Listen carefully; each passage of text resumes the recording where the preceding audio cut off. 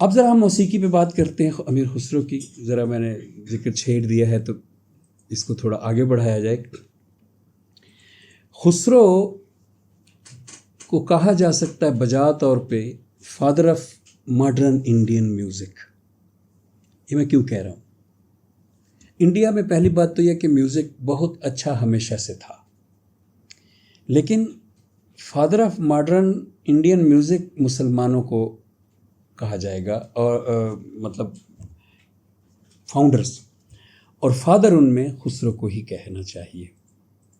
Reason اس کی یہ ہے، اور یہ بڑی مضبوط دلیل ہے میری رائے میں، ریزن اس کی یہ ہے کہ پہلے جو یہاں پہ موسیقی کا ایک رواج تھا اس کو کہا جاتا تھا، اس کی پوری موسیقی کی قسم کا ایک نام ہے دھرپد. اب دھرپد میں پورا ایک نظریہ ہے، ایک فلسفہ ہے کہ دھرپد جو تھی اس کی ایک شان تھی. تانپورہ آپ نے دیکھا ہوگا، اور وہ مسلسل بیک گراؤنڈ میں بجتا رہتا ہے جب آپ دھرپد گا رہے ہوتے، اور اس کی آواز میں ایک خاص قسم کی میجسٹک وہ ہے، سینس ہے میجسٹک، جیسے کسی بہت بڑی ہستی کے ساتھ جڑ جانے کے لیے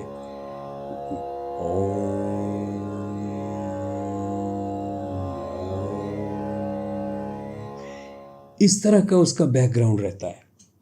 اگرچہ اس میں تیز میوزک بھی آتا ہے، ہر طرح کے دھرپد تو ایک پورا میوزک کا فلسفہ ہے، لیکن اس کے اندر جب کام ہوگا تو وہ تو مختلف گائک مختلف قسم کی چیزیں نکالیں گے، اور تیز سلو، لیکن تیز اور سلو کرنے میں بھی دھیان رکھا گیا ہے، خیال رکھا گیا ہے کہ وہ جو لوپ جو اس کی میجسٹسٹی کو قائم رکھتا ہے وہ لوپ نہ ٹوٹے. لوپ سلو ہو جائے یا لوپ تیز ہو جائے، لیکن لوپ نہ ٹوٹے. اور اس کے پیچھے جو فلسفہ ہے، میں بار بار کہہ رہا ہوں اس میں ایک فلسفہ ہے، وہ فلسفہ یہ ہے کہ یہ میوزک اس طرح سے وجود میں آیا ہے کہ آپ ڈس اپیئر ہو جائیں. جہاں آپ بیٹھے ہیں، جہاں یہ میوزک بج رہا ہے، جہاں آپ بجا رہے ہیں، جہاں خود آپ گا رہے ہیں یہ میوزک، تو آپ جو آہستہ آہستہ کھو جائیں. کس میں کھو جائیں؟ کاسماس میں، کائنات میں کھو جائیں. اس کائنات میں ایسے حلول کر جائے کہ آپ ڈس اپیئر ہو جائیں، آپ ایبزارب ہو جائے، کائنات آپ کو جذب کر لے اپنے اندر. یہ وحدت الوجودی، شنکر اچاریان وحدت الوجودی انڈین دھرپد ہے. وحدت الوجودی اس لیے میں نے کہہ دیا کہ یہ آپ کو ڈس اپیئر کر دیتی ہے، فنا کا مقام جس سے آپ کہیں. تھوڑا سا وقت ہوگا فنا، آپ کھو جائیں اگر. جیسے یہی چیز ہم اسلامی ڈانس میں جب دیکھتے ہیں، اسلامی تو میں ویسے ہی کہہ گیا ہوں منہ سے، یہ تو اسلام سے بھی پہلے تھا. یہاں پہ دھمال کا جو ڈانس ہے، رقص ہے، تو اس میں بھی آپ کھو جاتے ہیں. بس پھر آپ کہیں ویسے ہی ورلنگ کر رہے ہیں جیسے کائنات کر رہی ہے سیارے کی طرح سے. تو ایسے کھو جانے والے آپ جب کائنات میں جذب ہو جائیں، پھر یہ آیا کہ امیر خسرو نے محسوس کیا کہ اس میوزک میں خدا تو ہے یا دیوتا تو ہیں، میجسٹک سینس بھی ہے، لیکن اس میں انسان کہیں دکھائی نہیں دیتا. اس میں کائنات تو ہے، انسان نہیں ہے. اس میں چاند سورج ستارے تو ہیں، اس میں انسان نہیں ہے. اس میں سسٹمز ہیں، اس میں پولیٹیکل سسٹمز ہیں، اس میں بادشاہ موجود ہیں، اس میں خدا ہے، فرشتے ہیں، دیوتا ہیں، آسمان ہیں، لیکن انسان کہیں نظر نہیں آتا. یہ میں کہہ رہا ہوں، خسرو نے اس کو جسٹ میرا خیال ہے کہ محسوس کیا، اور اس میوزک کو بالکل اس کے اپوزٹ ایک نئے رخ پر موڑ دیا. دھرپد کے بعد جو خسرو نے آغاز کیا، خسرو کی ایجاد ہے خیال. یہ لفظ بھی فارسی کا ہے یا شاید عربی کا ہے. تو یہ جو خیال ہے، اس کو آپ یوں سمجھ لیجئے کہ یہ ایک قسم کی بغاوت ہے دھرپد کے خلاف. اب یہ ویسی بغاوت نہیں ہے جیسی بیتھوون نے موزارٹ کے لیے کی، اس کا میں ذکر کرتا ہوں ان اے منٹ. لیکن یہ جو بغاوت ہے یہ اس طرح کی ہے کہ انسان بھی ہونا چاہیے. انسان بھی ہونا چاہیے میوزک میں، صرف گاڈز نہیں. اور انسان کیسے ہو؟ انسان کے جذبات ہیں، انسان کے جذبات کے ذریعے ہو.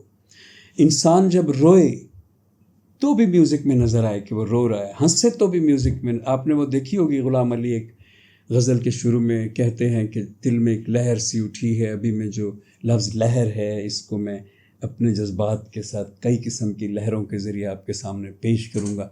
یہ والی چیز کہ اس میوزک میں خیال میں یہ تھا، خیال ہے کہ انقلاب ہے، یعنی دھرپد کے بعد موسیقی میں ایک انقلاب آ گیا ہندوستان میں. تو اب اس انقلاب میں ایموشنز داخل ہو گئے، ہیومن بینگ آ گیا، ہیومن بینگ کی اپنی انا اور ذات آ گئی، اور اس کے خدا ذرا پیچھے رہ گیا اس میوزک میں.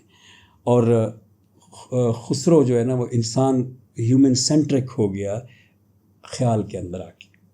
اب جب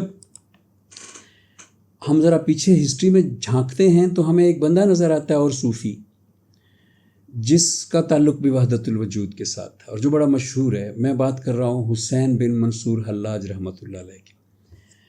اور یہ بڑا فیوریٹ صوفی ہے لوگوں کا، کیونکہ اس صوفی کو کہتے ہیں شہید حق، کہ اس کو سولی پہ چڑھا دیا گیا حسین بن منصور اللہ. اور الزام یہ لگایا کہ یہ کہتا ہے انا الحق، کہ میں اللہ ہوں. تو علامہ اقبال نے اس کو ایڈریس کیا ہے دی ریکنسٹرکشن میں، اور اس بات پر لکھا ہے کہ بلکہ علامہ اقبال نے لکھا ہے کہ ایک کتاب جو لکھی تھی حسین بن منصور حلاج نے، اس کا نام ہے توسین یا تواسین. کچھ لوگ تواسین پڑھتے ہیں، تاسین بھی کہا جا سکتا ہے، تواسین. اب اس کا ایک ذکر کیا اقبال نے دی ریکنسٹرکشن میں، اور اس کے حوالے سے بتایا، اقبال نے لکھا کہ حال ہی میں جو اس کے ٹکڑے ترجمہ ہوئے ہیں ان کو دیکھ کر تو یہ لگتا ہے، اور پھر اقبال کو جو لگتا ہے وہ اقبال نے لکھا. وہ کیا لگتا ہے کہ انا الحق کا مطلب یہ ہے کہ میں جو ہوں میں حق ہوں. یعنی بہت کر لیا آپ نے خدا خدا، آسمان آسمان، فرشتے، ہیوجنس، کائنات. میں بھی کہیں ہوں ایز ہیومن، میرا بھی کوئی مقام ہے. وہ اقبال کے اشعار ہے نا کہ ڈھونڈنے والا ستاروں کی گزرگاہوں کا اپنے افکار کی دنیا میں سفر کر نہ سکا، جس نے سورج کی شعاؤں کو گرفتار کیا زندگی کی شب تاریک سحر کر نہ سکا. میں نے کبھی اپنے اوپر بھی غور کیا ہے، میری بھی کوئی ہستی ہے، میں اپنے بھائیوں پہ بھی غور کیا، انسانوں پہ. اس کو کہتے ہیں ایگزسٹنشلزم.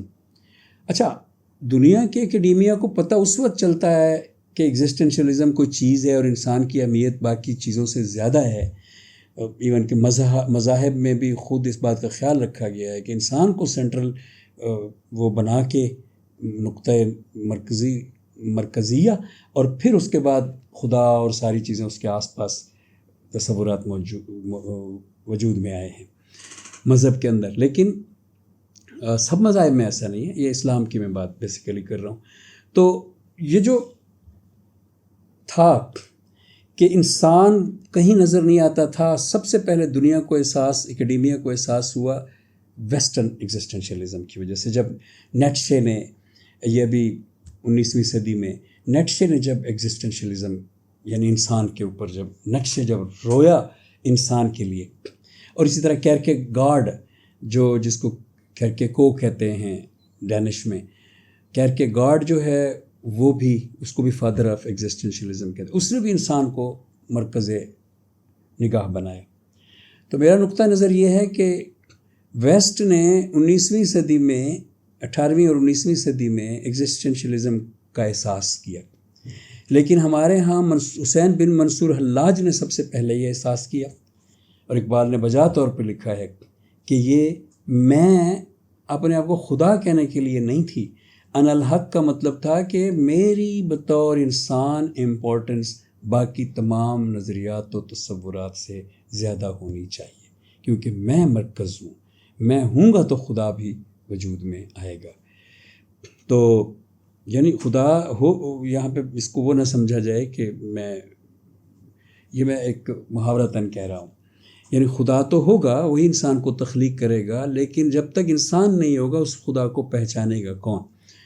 تو اس انداز میں نے کہا کہ جب میں ہوں گا تو تب بھی خدا جو ہے وہ لوگوں کے سامنے ظاہر ہوگا۔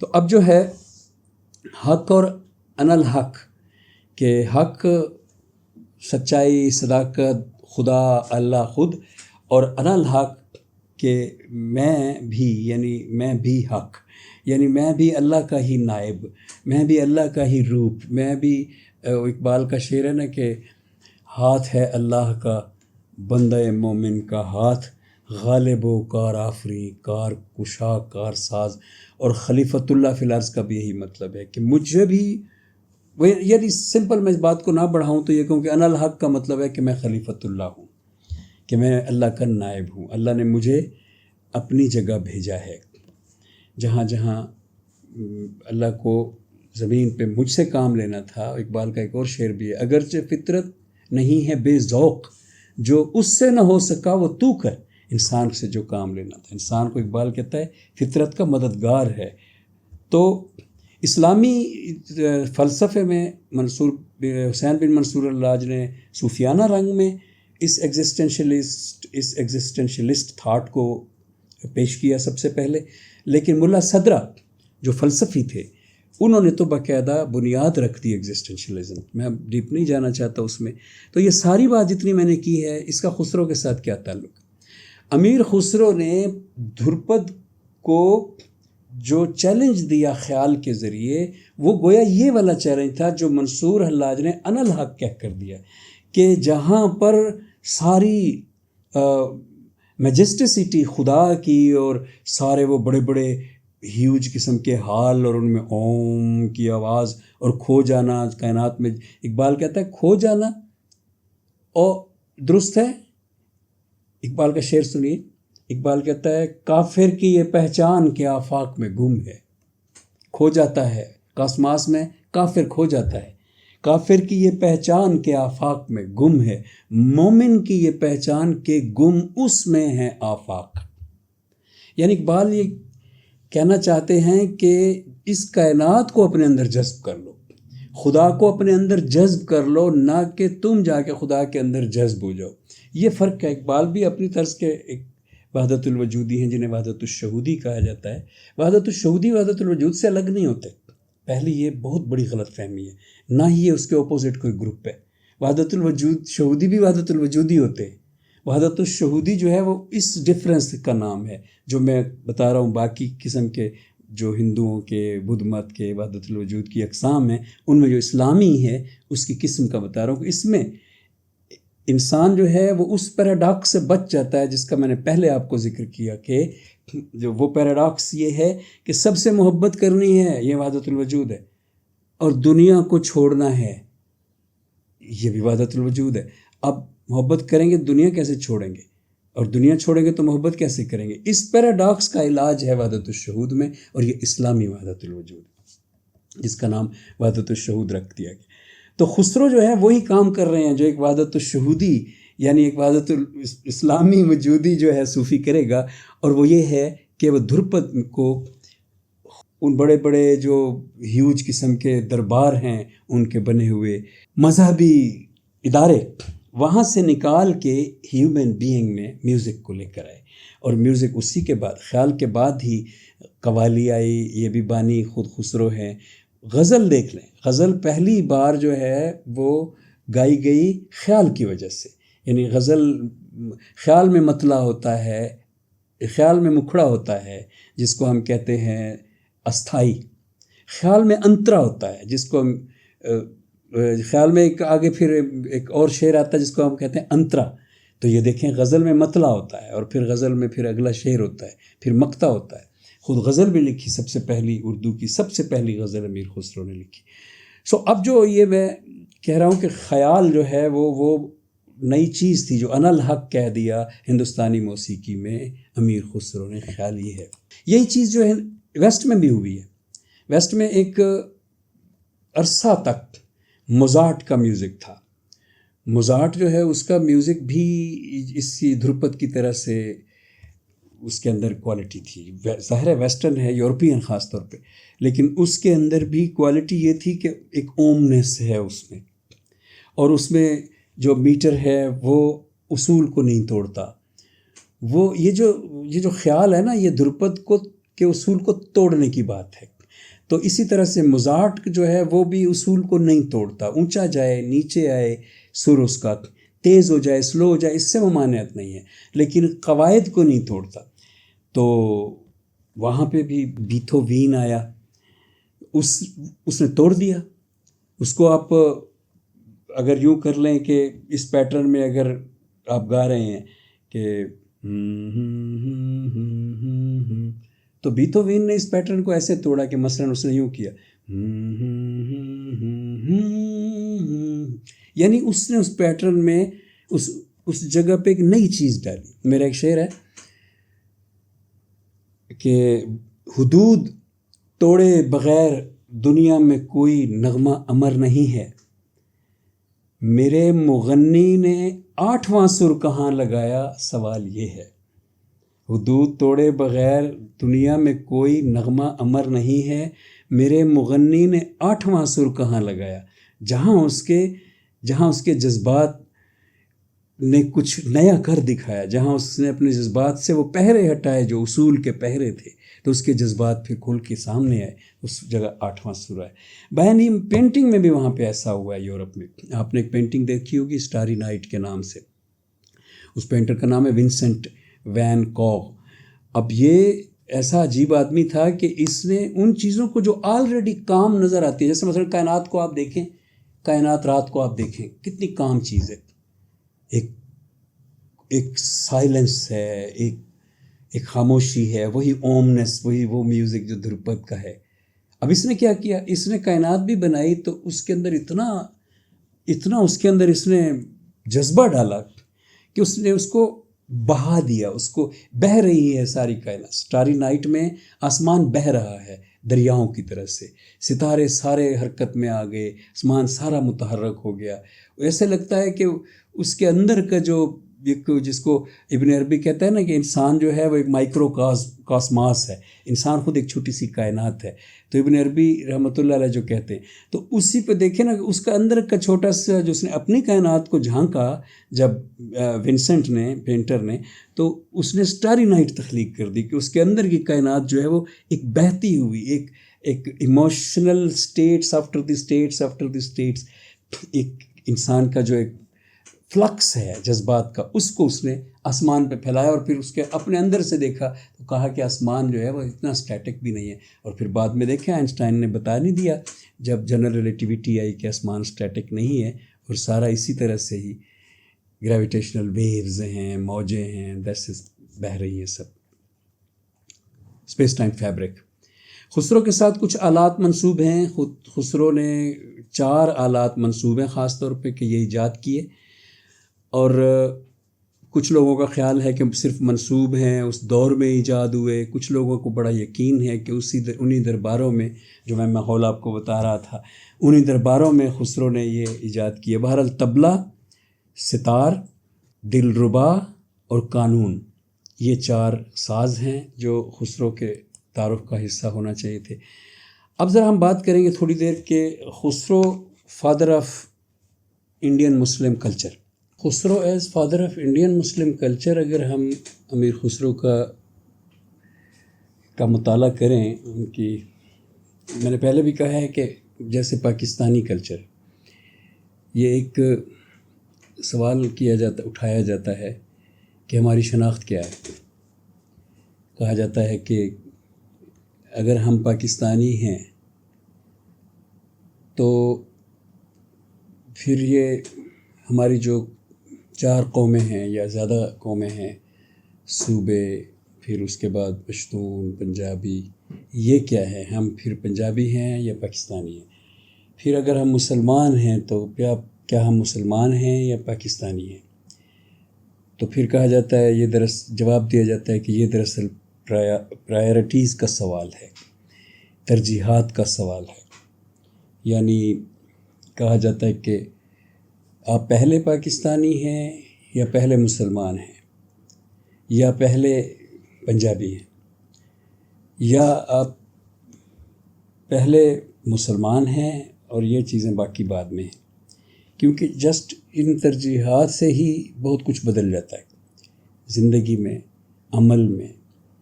تو اس وجہ سے یہ ایک اہم سوال بن جاتا ہے کہ ہماری شناخت بیسیکلی کیا ہے. اور جو دا موسٹ پراپر جواب دیا جاتا ہے آئیڈیالوجی آف پاکستان میں سے لے کے، اس کو صرف ایک ہسٹوریکل ایویڈنس کے طور پہ کہ بھئی پاکستان بنا جس وجہ سے تھا تو ہم وہی ہیں پھر، اور بنا اس وجہ سے تھا کہ جو ہندوستانی مسلمان ہیں. حالانکہ یہ جواب اب جو ہے اس کو اڑایا جا سکتا ہے محض یہ کہہ کے کہ وہ ان لوگوں کی سوچ تھی کہ انہوں نے ایسے سوچا کہ ہم یہ ہیں. ہماری سوچ کیا ہونی چاہیے؟ ہمیں اپنی عقل سے سوچنا ہے کہ ہم کیا ہیں. تو اس لیے جو ہے نا یہ سوال موجود رہے گا، یعنی رہتا ہے. اب اگر ہم دیکھیں کہ ہم کیا ہیں تو ایک جناب جلیل عالی صاحب کا شعر ہے، وہ بڑا واضح کر دیتا ہے کہ ہم کیا ہیں. شعر کچھ اس طرح سے ہے کہ ایک تہذیب ہنوتی ہے عجائب گھر میں، ایک تہذیب لہو بیچ رواں رہتی ہے. اس شعر میں اس کے دونوں مصروں میں یہ سمجھایا گیا ہے. اچھا، یہ سمجھنے سے پہلے ذرا دیکھیے کہ ہمارے نیشنلسٹ بھائی، پختون نیشنلسٹ ہوں، چاہے پنجابی نیشنلسٹ ہوں، سرائکی نیشنلسٹ ہوں، سندھی نیشنلسٹ ہوں، وہ سب متفق نظر آتے ہیں اس پوائنٹ پہ کہ پاکستانی ہونا بعد میں ہے، کیونکہ وہ نیشنلسٹ ہے اور اپنے صوبوں کے لیے یا اپنی کچھ ان میں سے شدید بھی ہیں علیحدگی، جیسے بلوچ ہیں، علیحدگی پسند بھی ہیں. ان سب کا جو ہے وہ پاکستانیت پر اور نظریہ پاکستان پر جب اعتراض آتا ہے تو وہ اپنی پرانی تہذیب کو یاد کرتے ہیں اور ایویڈنس کے طور پہ پیش کرتے ہیں. کہتے ہیں کہ جی مثلاً سرائکی نیشنلسٹ کہتے ہیں کہ اصل میں تو پاکستان تو اب بنا ہے، تو ہم تو بہت پہلے سے فلاں کی اولاد ہے. یہ ایک آرگومنٹ بنایا جاتا ہے.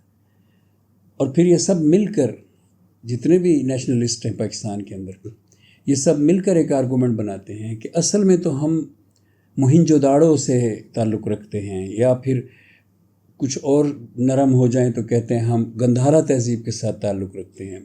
ہماری بنیاد تو ہندو مت ہے، ہماری بنیاد تو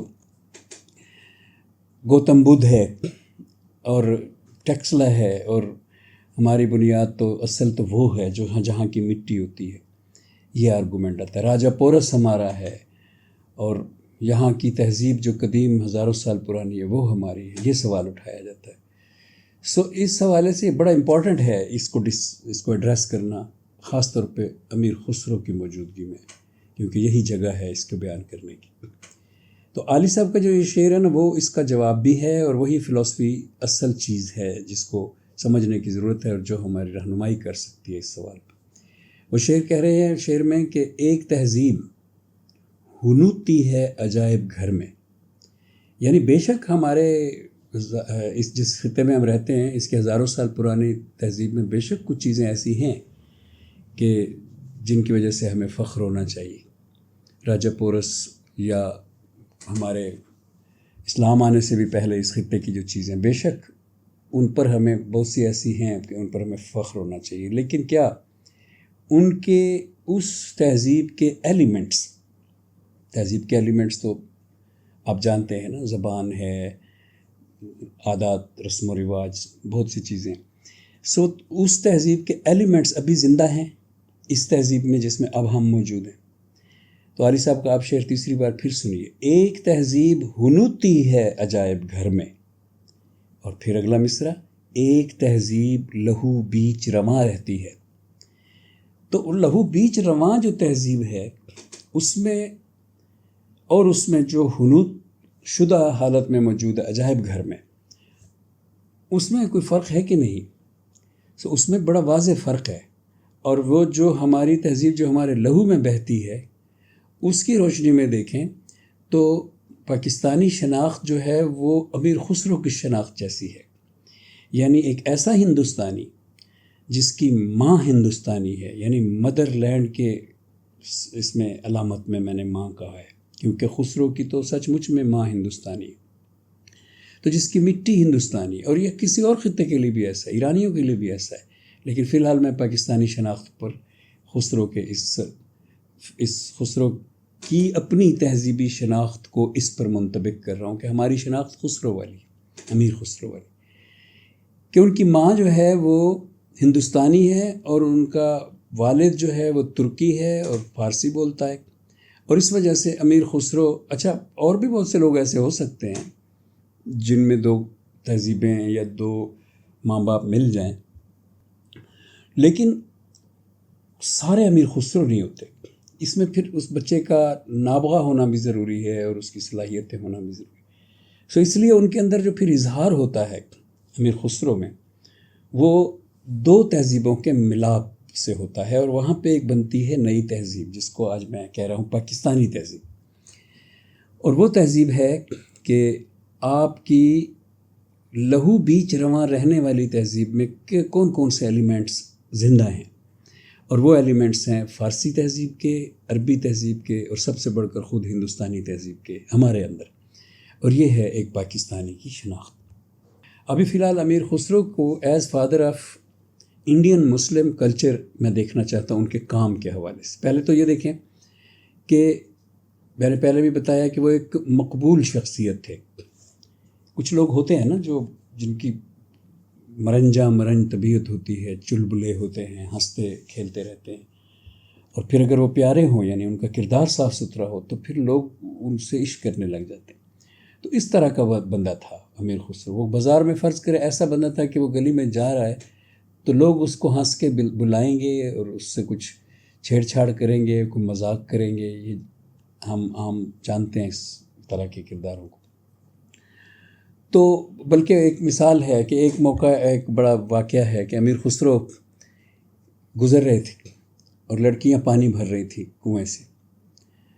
تو لڑکیوں نے امیر خسرو کو روک لیا اور وہی چلبلی ہونے لگی اور چھیڑنے لگی امیر خسرو کو. تو انہوں نے کہا ہم تب تک نہیں جانے دیں گے آپ کو خسرو جب تک تم ہم میں سے ہر ایک کے لیے ایک تازہ شعر نہ کہہ دو.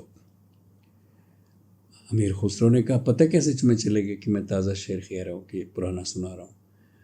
تو انہوں نے کہا نہیں، ہم کوئی لفظ بتائیں گے، وہ لفظ شعر میں ہونا چاہیے تاکہ ثبوت مل جائے کہ ابھی ابھی تم نے کہا ہے. تو امیر خسرو نے کہا کہ بتاؤ. تو ایک نے کہا کھیر، دوسری نے کہا چرخا، تیسری نے کہا کتا، چوتھی نے کہا ڈھول. تو ان کو وہ ایکسپیکٹ کر رہی تھی کہ امیر خسرو ہر ایک کے لیے ایک ایک شعر کہے گا، 4 شعر کہے گا، تو کافی ٹائم اس کو یہاں ہمارے پاس کھڑا ہونا پڑے گا. وہ بھی آگے سے امیر خسرو تھے، مذاہبی پسند کرتے تھے اور شارپ اور تیز بہت تھے ذہنی طور پہ. انہوں نے ایک ہی شعر کہا اور اس میں چاروں کے چاروں لڑکیوں نے جو شرط لگائی تھی، نام بتائے تھے، لفظ بتائے تھے، وہ انہوں نے اس میں ڈال دیے. انہوں نے کہا کھیر پکائی جتن، چرخا دیا جلا، آ گیا کتا کھا گیا، تو بیٹھی ڈھول بجا. وہ انگشت بدندان کھڑی کی کھڑی رہ گئیں اور امیر صاحب اپنا ٹائم بچا کے نکل لیے. اس طرح کی شخصیت، very cultural, very intermingled, very mixed with people, اور یہ کلچرل ہی شخصیت ہو سکتی. تو پھر اس کے بعد وہ جو چیز میں نے کہی ہے کہ ان کے کام میں یہ دونوں تہذیبیں، ہندی اور پرشین کو جب بھی اس خسرو کے تناظر میں عرض کروں تو اس کا مطلب یہ ہے کہ پرشین اینڈ عربک مکس، کیونکہ وہاں سے پیچھے پھر یہی ہوا ہے ایران میں، جو یہاں اگلے سٹیپ میں بتا رہا ہوں کہ ہوا ہے کہ یہاں کا بندہ اور ایک وہاں کی تہذیب، اور یہ مکس ہو گئے. میں عرض کر رہا تھا کہ جو کام میں ہمیں نظر آتا ہے دونوں تہذیبوں کا امتزاج، وہ بڑا عجیب ہے. آج تک شاید دنیا میں کسی کے کام میں اس طرح سے، یا ہوگا ضرور ہوگا، لیکن یہ بھی اپنی نوعیت کا بہت منفرد اور شائننگ لیول ہے کہ امیر خسرو نے کتابیں ایسی لکھی، اشعار ایسے کہے، باتیں ایسی کہیں کہ فارسی اور اردو کو ساتھ ساتھ رکھ کر، فارسی اور ہندی کو، اردو تو یہاں سے اب وضع ہوگی نا، صحیح معنی میں آئے گی سامنے.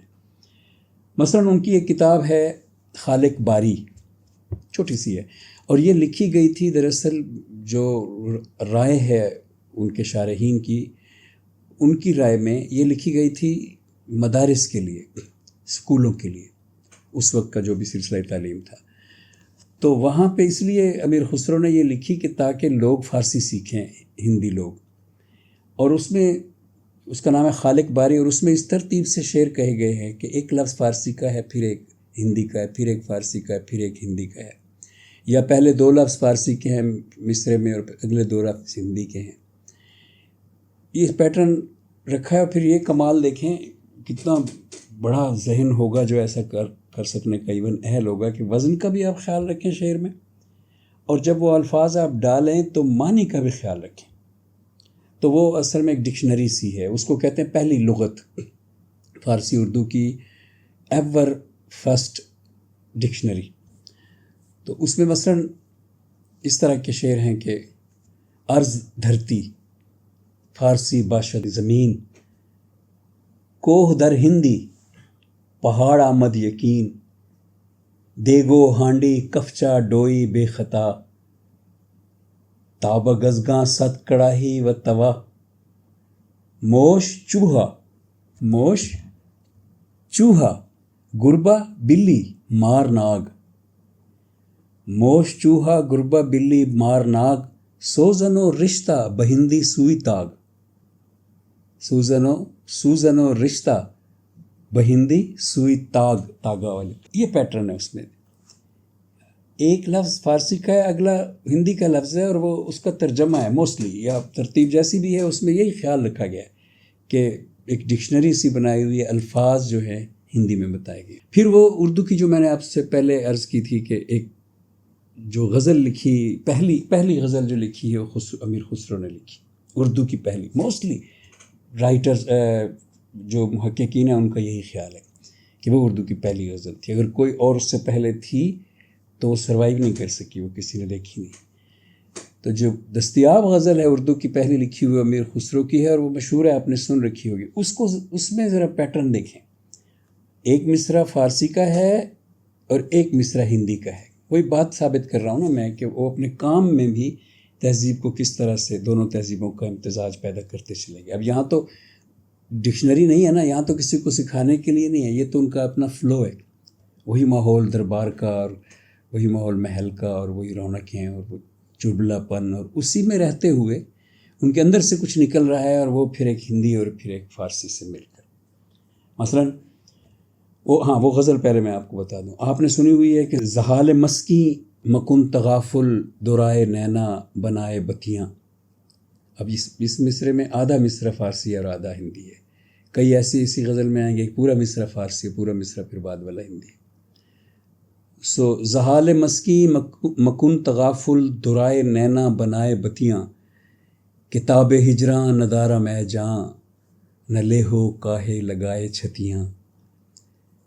شبان ہجراں دراز چوں زلف و روز وصلت چو عمر کوتا، سکھی پیا کو جو میں نہ دیکھوں تو کیسے کاٹوں اندھیری رتیاں. اب اوپر والا مصرع فارسی تھا. شبان ہجراں دراز چوں زلف و روز وصلت چو عمر کوتا، سکھی پیا کو جو میں نہ دیکھوں تو کیسے کاٹوں اندھیری رتیاں. شبان ہجراں مانی ہجر کی راتیں، دراز لمبی ہیں، چوں جیسے زلف لمبی ہے محبوب کی. وہ روز وصلت چو عمر کوتا، اور ملاقات کے لمحے، ملاقات کا دن اتنا چھوٹا ہے جیسے عمر کوتا. تو سکھی پیا کو جو میں نہ دیکھوں تو کیسے کاٹوں اندھیری رتیاں. یکا یکاز دل دو چشم جادو بصد فریبم ببرد تسکیں، کسے پڑی ہے جو جا سناوے پیارے پی کو ہماری بتیاں.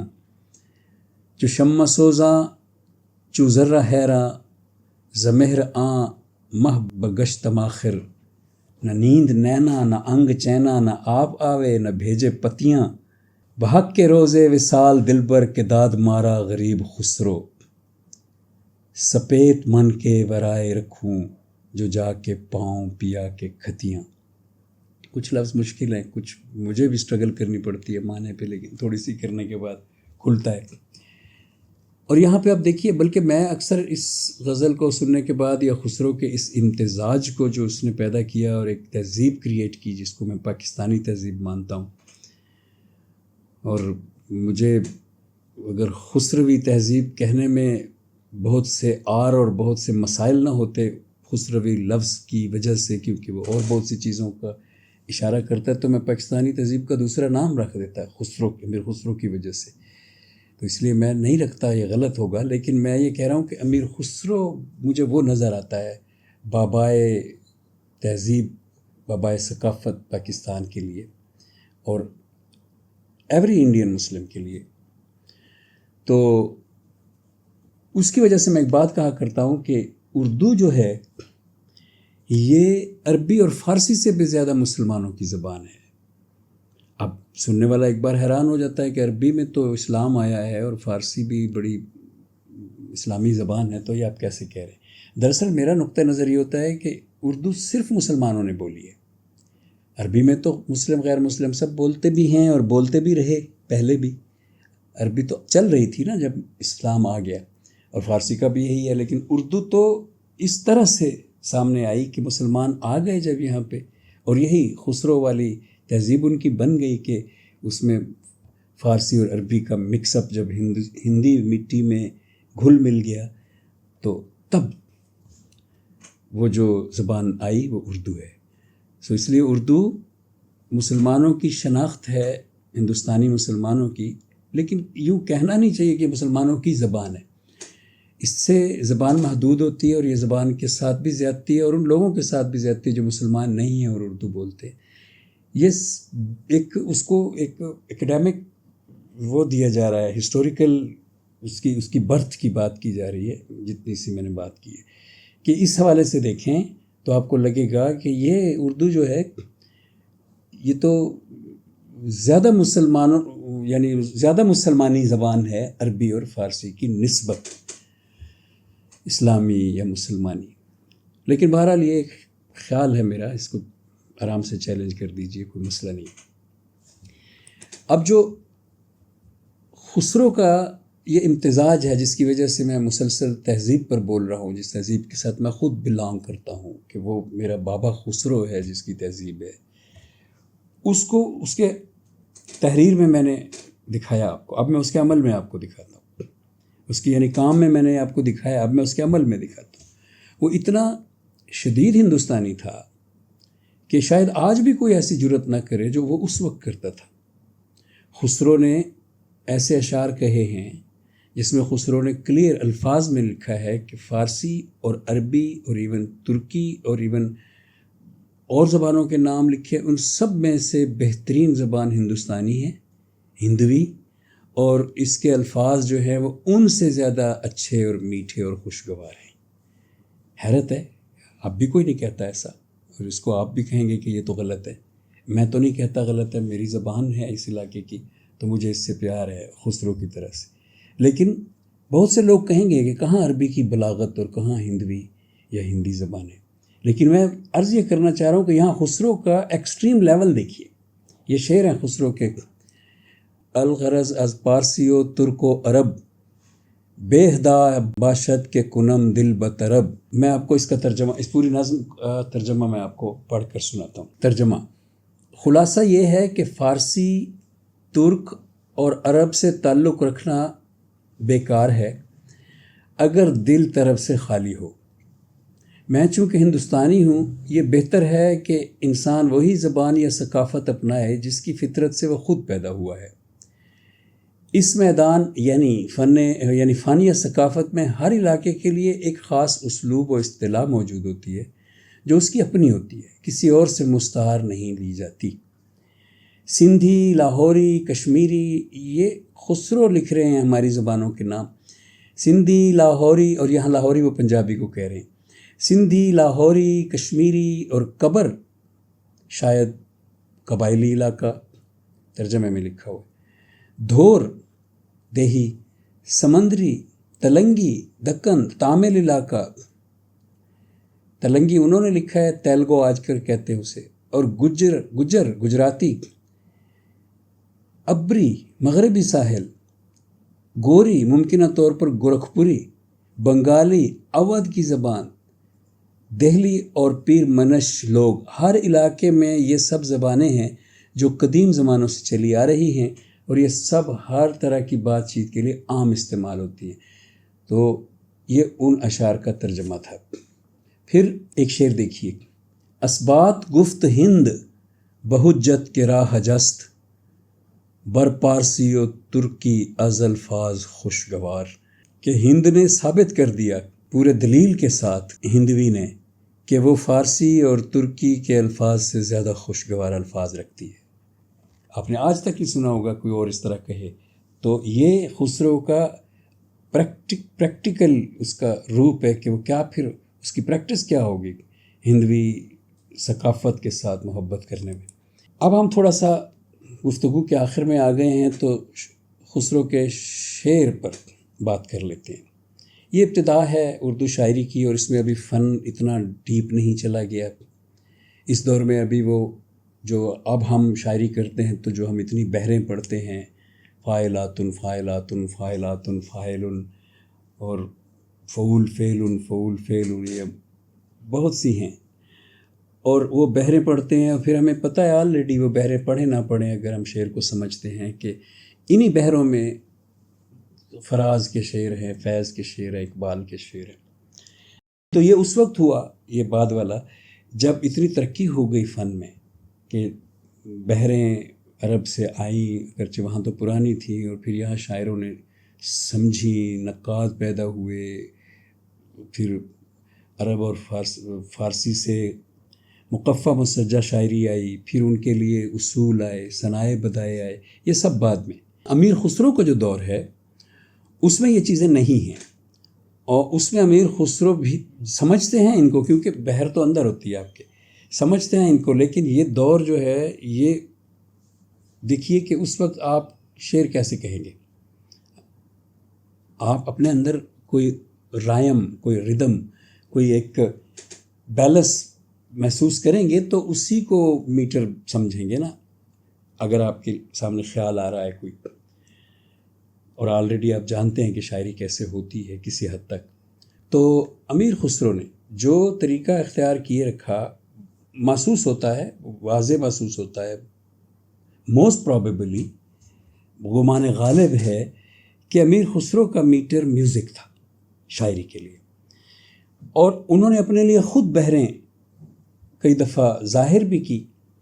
मसलन एक उनका बग़ैर मानी के क़ता सा है, रुबाई सी है, उसकी मीनिंग नहीं है, लेकिन उसमें इस तरह की चीज़ें हैं कि आ लक लमकल लमक लकल लम लमकल लक, अंदर दमके दमक दके दम दमके दक, अज नरगस मस्ताना तो अम्बे दिलो हैरां, आशिक शमके शमके शक के शम शमके शक।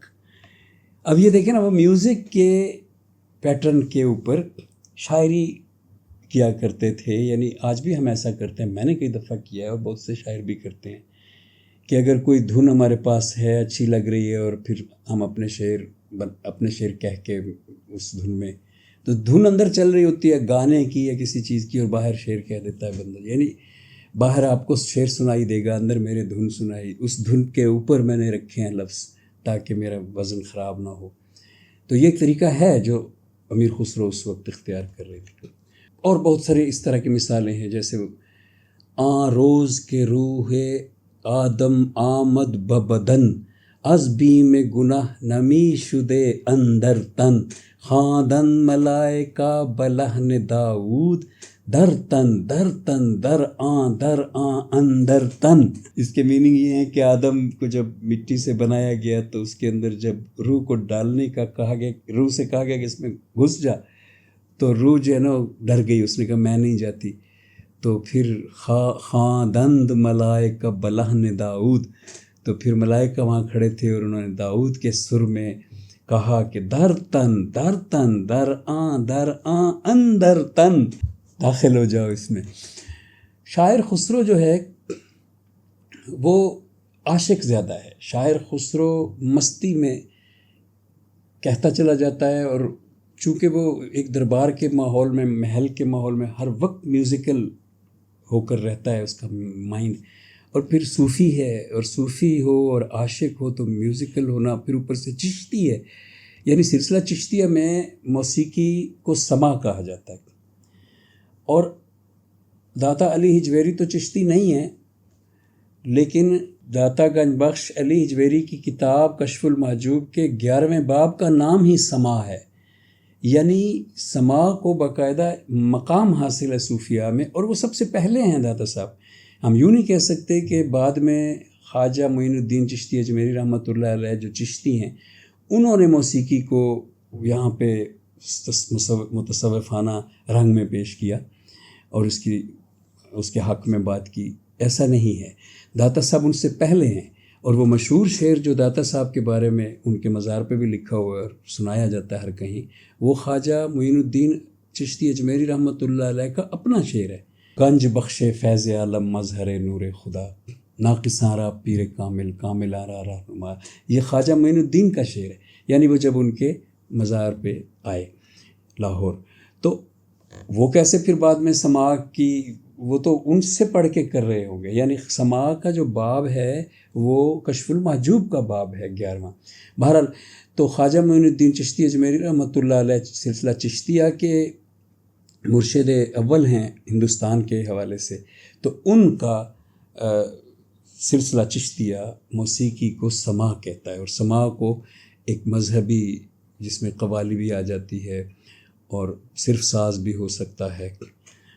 ویسے اسلامی ساز اس کو کہا جاتا ہے زیادہ تر جو ضرب سے، جیسے ڈھول ہے یا دف ہے بجتے ہیں، اور کرسچن ساز موسٹلی ان کو کہا جاتا ہے. یہ ہسٹوریکل نام ہے. جو یا ہندو ساز کہہ لیں جو سنک ہوتے ہیں، یعنی پھونک سے چلنے والے ساز. تو اس پہ پھر فتویٰ دیتے ہیں مسلکوں کے مفتی صاحبان کہ فلاں ساز جو اتنا گناہ زیادہ نہیں ہے اور فلاں اتنا زیادہ. میں نے پوری کتاب لکھی ہے موسیقی پہ بائی دا وے. تو اب جو شاعر خسرو ہے اس کا اندر کا میوزیکل خسرو، یعنی میوزیکل خسرو جو ہے وہ شاعری کر رہا ہے. مثلا ایک موقع پر امیر خسرو گھر سے نکلتے ہیں تو موقع ایسا ہے کہ لوگ اپنے ہاتھ میں پیلے پھول لے کر جا رہے ہیں. تو وہ پوچھتے ہیں کہ یہ آپ کہاں لے کر جا رہے ہیں؟ سرسوں کے پیلے پھول یا پیلے پھول، کوئی بھی پیلے پھول. تو وہ لوگ بتاتے ہیں کہ فلاں دیوی کا جو ہے وہ درشن ہے یا فلاں دیوی کا آج دن ہے اور ان کو چڑھاوا چڑھانا ہوتا ہے پیلے پھولوں کا، تو وہ ہم لے کر جا رہے ہیں. تو وہ ان سے ایک گلدستہ مانگ لیتے ہیں اور خواجہ معین الدین چشتی اجمیری رحمۃ اللہ علیہ کی خانقاہ کی طرف چلتے چلے جاتے ہیں اور رستے میں غزل نظم کہتے چلے جاتے ہیں، گیت. اور وہ بڑا مشہور گیت ہے، وہ بہت گایا گیا ہے. اور وہ کہہ یہ رہے ہوتے ہیں، ان کا من یہ عاشق ہے نا خسرو، عاشق کہہ یہ رہا ہے کہ میری دیوی یا میرا دیوتا تو نظام الدین ہے، اور میں یہ پھول جو ہے اپنی دیوی کو چڑھاوا چڑھانے لے کر جا رہا ہوں. لیکن اس لہر میں، اس مستی میں وہ جو گیت ہے وہ بہت زبردست رومانٹک ہے، بہت بیوٹیفل گیت ہے. اس کے الفاظ ہیں کہ سکل بن پھول رہی سرسوں، بن پھول رہی سرسوں. اب دیکھیں نا، یہ جب گایا جائے گا تو اس کا کیا میٹر ہوگا، کیا اس میں بیلنس اور روانی ہوگی. شاعری جب صرف تحت اللفظ میں پڑھی جائے تو گانے، خاص طور پہ گیت تحت اللفظ میں پڑھے جائے تو سننے والے کو لگتا ہے یہ وزن میں نہیں ہے، حالانکہ وہ لکھے گانے کے لیے گئے ہیں. تو خسرو تو خود بہت بڑا گائک اور بہت بڑا نائک تھا گائکی کا، تو وہ تو father of modern Indian music ہے. تو اس نے لکھی اپنے خواجہ کے لیے کہ سکل بن پھول رہی سرسوں، بن پھول رہی سرسوں، امبوا پھوٹے ٹیسو پھولے، کوئل بولے ڈار ڈار اور گوری کرت سنگھار، ملنیا گڑھ والے آئیں کرسوں، سکل بن پھول رہی سرسوں، طرح طرح کے پھول کھلائے لے گڑوا ہاتھن میں آئے، نظام الدین کے دروجے پر آون کہہ گئے عاشق رنگ، اور بیت گئے برسوں سکل بن پھول رہی سرسوں۔ خسرو نے ہندی انداز میں اردو کی شاعری کی، بعد میں ہم نے اس کو فارسی انداز کی شاعری بنا دی۔ میں اکثر ایک بات کہا کرتا ہوں اپنے لٹریری دوستوں کے سامنے، کئی دفعہ لیکچروں میں بھی کہہ دیتا ہوں کہ خسرو اس بولی، اس اردو میں شاعری کرتے تھے جس اردو کو آج بھی ہم بولتے ہیں، اور بعد کے شعراء بشمول اقبال اس اردو میں شاعری کرتے تھے جو ہم کبھی نہیں بولتے۔ اب میں اس کی مثال دیتا ہوں آپ کو۔ میں کہہ یہ رہا ہوں کہ ہم تراکیب جو اضافتوں کے ساتھ اور واو لگا کے یا زیر لگا کے یا عربی کی طرح سے بنائی گئی جو تراکیب ہیں فارسی کی اور عربی کی، وہ ہم کب بولتے ہیں؟ کبھی ہم اپنے بچوں کو یوں تو نہیں کہہ رہے ہوتے کہ آپ بازار اسلام آباد میں چلے جائیے بیٹا، وہاں سے جا کے آپ ایک کتاب اردو خرید کر لائیے، اور ایک آپ جو ہے وہاں پہ چلے جائیے، آپ دکان حجام پہ چلے جائیے یا دکانیں، ایسے کون بولتا ہے؟ یہ شاعری میں تو ایسے ہو رہا ہے، ہوتا ہے، آیا ہے۔ تو اب یہاں میرا پوائنٹ یہ ہے کہ خسرو کی شاعری میں بہت کم آپ کو تراکیب ملیں گی اور اضافتیں ملیں گی اور اس طرح کی۔ یہ میرا جی کے ساتھ، میرا جی بھی بہت کم ملیں گی، لیکن آپ غالب کو دیکھیں گے، آپ اقبال کو دیکھیں گے، اور آپ اگر فیض کو دیکھیں گے تو یوں لگے گا آپ کو کہ تراکیبیں اور ساری پرشین کے انداز میں اور ساری عربک کے انداز میں۔ ہم تو سادہ اردو بولتے ہیں، ہماری اردو میں کوئی زیر زبر نہیں لگی ہوئی ہوتی، ہماری اردو جو ہے وہ فارسی نہیں ہے۔ ہم یوں نہیں کہتے کہ یہ مجھے گلاس سے دودھ اٹھا کر دے دو، عجیب سی ترکیب بن گئی ہے۔ یعنی ہم زیریں لگا کے تو نہیں بول رہے ہوتے، ہم تو کہتے ہیں دودھ کا گلاس اٹھا کے دے دو۔ سو ویسی شاعری جو ہے وہ امیر خسرو کی شاعری ہے یا میرا جی کی شاعری ہے، اور وہ زیادہ اچھی اور سہل ممتنع شاعری ہے۔ ہم اقبال کی شاعری کو کہہ سکتے ہیں کہ اصل میں فارسی شاعری ہے، اردو میں لکھی ہوئی۔ ہم غالب کی شاعری کے بارے میں بھی یہی کہہ سکتے ہیں کہ وہ بھی اصل میں فارسی شاعری ہے، اردو میں لکھی ہوئی۔ اب آ گئی آخری بات ہے عاشق خسرو کے بارے میں۔ شاعر خسرو کی بات میں نے آپ سے کر دی۔ عاشق امیر خسرو، جس کا مشہور مصرع جو ہے وہ اس کے عشق کو بیان کرنے کے لیے کافی ہے کہ نمی دانم چہ منزل بود شب، جائی کے من بودم، بہر سو رقص بسمل بود شب، جائے کہ من بودم۔ نہیں جانتا میں، نمی دانم چہ منزل بود، وہ کون سی منزل تھی، شب گزشتہ رات، وہ کون سی جگہ تھی میں نہیں جانتا، جائے کہ شب جائے کہ من بودم، جہاں میں نے رات گزاری، جہاں میں تھا رات، مجھے کوئی خبر نہیں وہ کیا منزل تھی، وہ کیا جگہ تھی۔ ہر کوئی رقص بسمل میں تھا، جیسے بسمل ہوتا ہے تڑپتا ہوا، جس کو ذبح کیا جاتا ہے تو وہ تڑپتا ہے، تو کوئی بھی تڑپتا ہوا بسمل ہی ہوتا ہے۔ سو رقص بسمل تھا، ہر طرف ہر کوئی تڑپ رہا تھا، اور مجھے معلوم نہیں وہ کیا جگہ تھی جہاں میرا تھا۔ پھر ایک اور خسرو کے عشق کا جو ثبوت ہے وہ یہ ہے کہ ان کے مرشد نظام الدین اولیاء نے کئی مرتبہ ایک دعا مانگی اللہ سے، اور وہ دعا یہ تھی کہ اے اللہ اس ترک وہ اب ان کو کہہ رہے ہیں امیر خسرو کو، محبت سے ترک کہہ رہے ہیں، میں تو عطرۂ محبت خواجہ صاحب سے کہوں گا کہ ترک نہ کہیے، وہ ہمارے ہندوستانی مسلمان تھے اور اب کی نئی ٹرم میں پاکستانی تھے۔ سو بہرحال ان کے مرشد ہیں، وہ جو مرضی انہیں کہیں۔ تو خواجہ نظام الدین اولیاء کہہ رہے ہیں کہ اے اللہ اس ترک کے سوزے دروں کے تو فعل مجھے بخش دے، اپنی بخشش مانگ رہے ہیں اللہ سے۔ خواجہ نظام الدین اولیاء وسیلہ یہ دے رہے ہیں کہ اس ترک کے سوزے دروں کی، یعنی اس کا جو عشق ہے ان کو وہ جانتے ہیں، اس کو، یہ رومی جیسا بندہ تھا عشق میں امیر خسرو۔ اور ایک واقعہ ہے، اس کو آپ کہہ سکتے ہیں حکایت ہے، مت ہے، اس کو آپ کہہ سکتے ہیں کہ سچی نہیں ہوگی، کچھ بھی، لیکن وہ چونکہ متعدد کتابوں میں ہے تو ختم کرنے سے پہلے خسرو کے عشق کے حوالے سے وہ بیان کر کے پھر میں آپ سے اجازت چاہتا ہوں۔ وہ روایت یہ ہے کہ ایک شخص آیا خواجہ نظام الدین اولیاء کے پاس، اور وہ باعزت باوقار سابقہ زندگی میں کوئی امیر کبیر آدمی رہا ہوگا، تو وہ ان سے آ کے خفیہ ملاقات کر کے کہتا ہے کہ میں بھیک نہیں مانگ سکتا، حالت بہت خراب ہے، میری مدد کیجیے، مجھے کچھ دیجیے، پیسے مانگ رہا تھا۔ تو خواجہ صاحب نے اسے اپنے جوتے دے دیے۔ اب سننے میں تو بڑے عجیب لگتا ہے، خواجہ صاحب نے اپنے جوتے دے کر کہا کہ یہ لے جاؤ، تمہاری صورتحال بدل جائے گی۔ تو وہ جس سرائے میں ٹھہرا ہوا تھا، اس سرائے میں امیر خسرو آئے، کسی وجہ سے وہ بھی وہیں ٹھہر رہے تھے، اور روایت میں ہے کہ اسی دن ان کو بہت سارا خزانہ ملا تھا، اور جس گھوڑے پہ یا جن گھوڑوں پہ وہ لدا ہوا تھا وہ بھی ساتھ تھے سرائے میں۔ تو وہ سرائے میں آئے اور وہاں پہ انہوں نے بھی قیام کیا۔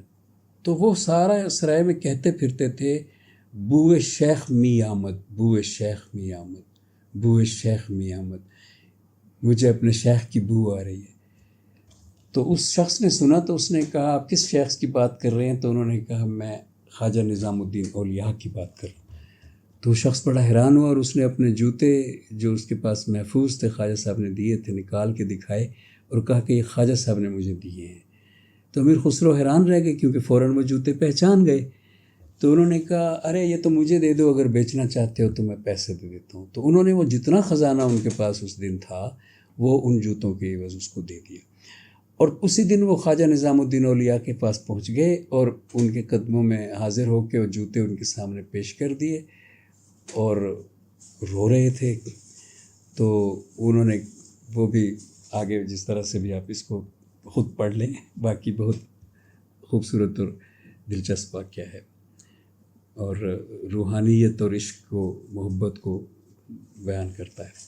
اور یہ دور جو ہے اس میں ویسے بھی مرشد اور مرید کا جو تعلق تھا، استاد شاگرد کا بھی ایسے ہوتا تھا، یعنی مرشد اور مرید تو ہم روحانی سمجھ رہے ہیں نا، لیکن یہ دور ایسا ہے کہ اگر کہیں استاد شاگرد بھی ہے، یعنی ایک بڑھئی ہے اور اس کا ایک شاگرد ہے، تو تعلق ان کے درمیان بھی مرشد اور مرید جیسا ہوتا تھا، اور یہ ماضی میں ہونا لازمی امر تھا، اس کے بغیر علم آگے چل نہیں سکتا تھا۔ وجہ یہ تھی کہ اب تو اسکول ہے، اب تو سوشل میڈیا ہے، اب تو علم یوٹیوب پہ پڑا ہوا ہے، لیکن اس وقت کسی کو اگر کوئی بات معلوم تھی تو بہت سارے لوگ تو وہ بتانا ہی نہیں چاہتے تھے، یعنی جو ذرا تنگ ظرف لوگ ہوتے تھے، اس لیے وہ ٹیچرز نہیں ہوتے تھے، تو وہ جیسے کوئی فن جانتا ہے، جیسے کوئی چیز بنا سکتا ہے خاص، تو وہ چھپاتے تھے اور اس کو اپنا خاص وہ خزانہ سمجھتے تھے، اس کو بزنس سیکرٹ سمجھتے تھے۔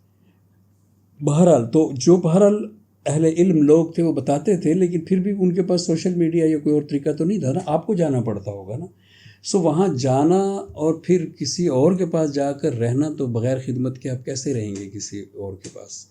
وہ کوئی صورت ہی نہیں ہے کہ آپ کسی کے گھر جائیں کسی کی اور وہاں پہ خدمت نہ کریں اور آپ رہتے رہیں، چاہے آپ کے پاس پیسے ہوں، لیکن اگر سامنے والا خوش نہیں ہوگا جس کے پاس آپ گئے ہیں، تو وہ نہ آپ رہ سکیں گے نہ سیکھ سکیں گے۔